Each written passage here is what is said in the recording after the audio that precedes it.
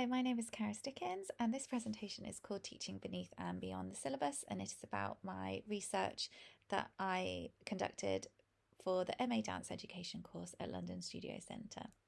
In a nutshell, my research was looking at decolonisation approaches that are commonplace in higher education institutions and how these can be engaged with in the private sector dance school, particularly those following ISTD, Imperial Society of Teachers of Dancing tap dance syllabus. So the rationale for this research came from noticing that when we were engaging with decolonisation materials for the course, that most of these were situated in higher educational institutions and not really any in the private sector dance school, which was the kind of settings that I was teaching in at the time. And engaging with the decolonisation research, I encountered research by West, who impressed the powerful position that white educators can hold in decolonisation, because one may assume that as a white educator, how can we help representation of non-white dancers? However, there is things that we can do to support that, and I wanted my research to be impactful for my practice, my students, and maybe even possibly beyond that with other teachers and other institutions. So, looking at the materials and methods of my research, it was a qualitative action research project that involved 2 one-hour workshop classes on tap dance history with my intermediate and advanced 1 students. I chose them because they were my most advanced students at the time, and they were most experienced with the ISTD taps and knew the syllabus well, and they were all mostly hoping to embark on vocational dance training. So I thought these themes addressed would be relevant to take forwards into their training and hopefully develop further in vocational training. During the workshop classes, we followed a timeline of tap dance history, where we would look at famous African American tap dancers through history, looking at YouTube videos, engaging with non-syllabus choreography, improvised warm-ups, improvisation, different music styles, different rhythmical explorations, and lots of discussion and dialogue to digest these things. The students completed a questionnaire before and after the workshop, so I could ascertain where their knowledge was before on the relevant themes in history, and then how that improved and any other ideas that they had to improve things further. I also made field notes so I could note down any emergent ideas that the students might not have articulated in the questionnaire but might have come up in the workshops, and then I thematically analysed all the data. After thematically analysing the data, I constructed some themes. 2 of these were improvisation and historical dialogue, and I'm going to discuss these further. So, improvisation was a key characteristic of the African American influences on tap dance, stemming from the African religious rituals, which were circular, percussive, rhythmical, and repetitive singing, chanting, and dancing. Crawford found in her research that improvisation in an ISTD setting is very different to these historical influences. It's in a very prescribed format, 4 to 8 counts in a line, facing the examiner, and tends to lack self-expression, which I would agree from my experience. Therefore, to encompass the historical influences, we did in the workshops a warm-up in a circle. I joined in with the students, and say I'd start off by doing 4 counts of either tapping or beating, percussive noises, and then the students would tap it back to me. This was done like kind of a call and response format, which is symbolic of the African American influences on tap. And then we would go around the circle and everyone would do it, so on and so forth. One student would do 4 counts, we'd do a repeat. And this was done to drum music to help support a rhythmical exploration there and symbolise also the historical influences.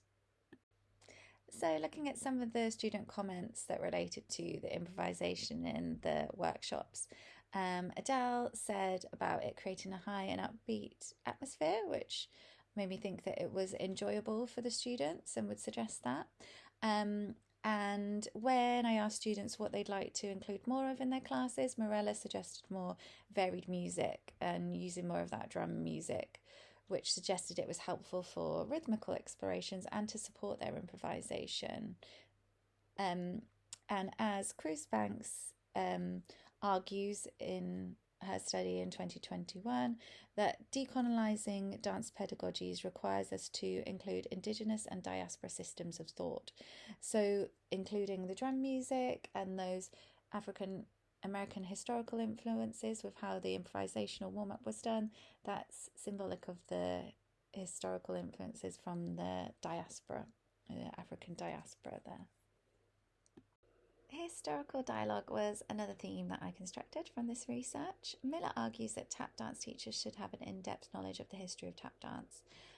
Crawford acknowledges that historical knowledge isn't required for students in an ISTD syllabus exam.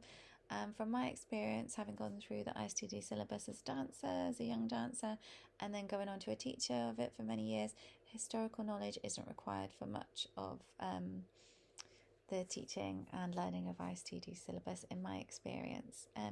So to facilitate discussions about the history of tap dance, you can see some of the slides from the presentation that I showed during the workshops, and we looked at famous African American tap dancers, and to facilitate discussions that would touch on themes relevant to decolonization, like representation appropriation. We were often discussing the experiences that these dancers may have had at the time of their performing careers, such as like in the vaudeville and Broadway days when there was a lot of segregation in the theatres and stuff like that, to support discussions that would be relevant for decolonization.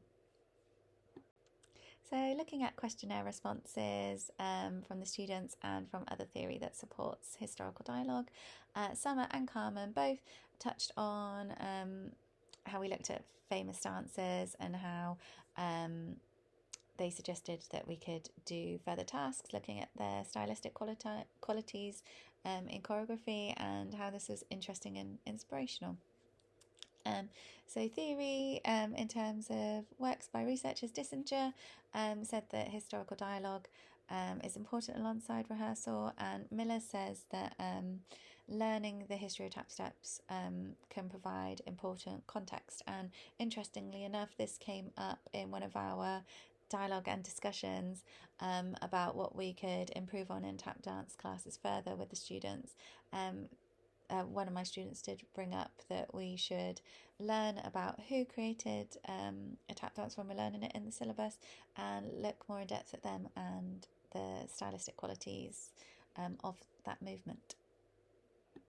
So that was a brief whistle-stop tour of two of the sub-themes that emerged. In my paper, I also discussed non-syllabus choreography as a separate theme and how that can support knowledge of tap dance history and therefore decolonization, and also things that emerged in discussion with the students and in their questionnaire responses was curriculum design and how maybe having workshops from practitioners who are experienced in the African American history of tap dance and also attending performances could enhance their learning even further.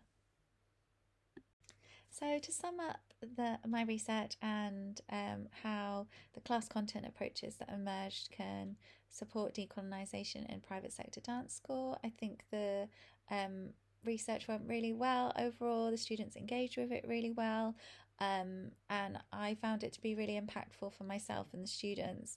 And on a personal level, I found the notion of teacher as a co-learner to be really important throughout, and how, going back to West's argument that white dance educators do have a powerful position, and if we are vulnerable with our students in that we don't know everything, and we need to be sensitive to the experience of non-white students and dancers in the dance industry, and that we can really learn as well through that vulnerability of not knowing everything and not being able to experience everything. But if we're scared to approach these subjects, then we can't help change in the sector, which we have a powerful position to do, especially because in my experience, majority of dancers and dance teachers in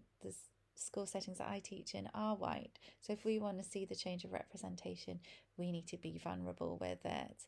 And I really think it did make an impact on my practice, and it was, I think, impactful for the students as well, and I hope maybe impactful for others. So thank you very much for listening to this presentation on my research. Thank you. Bye bye.